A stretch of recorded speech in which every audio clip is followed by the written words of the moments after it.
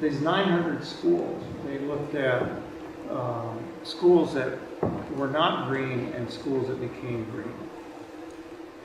And what that means is, I don't mean solar panels, that kind of green. I mean literally school gardens, nature in the classroom, the kids being taken out into nature to learn, not just about nature, but all kinds of things, about math, about English, language, all that.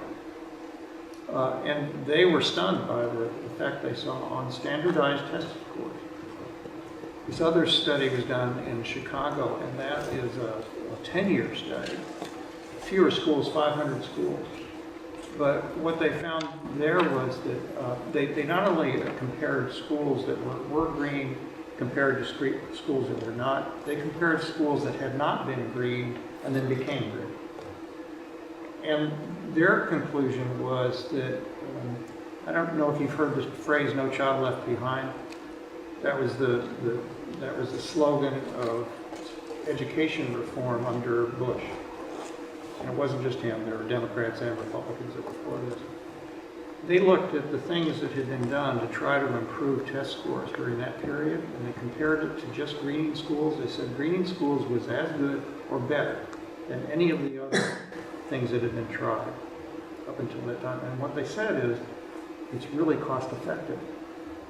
And it helps the kids who need it most, the most.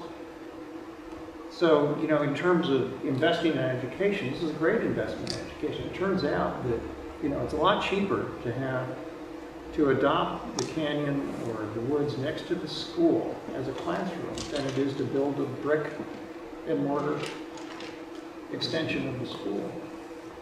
In terms of the economics in terms of poverty, again, I actually think this is a human right. When you look at the stimulation to health and the stimulation to learning, some of the neighborhoods in the United States that have the least access to nature need it the most, again, for these very practical reasons.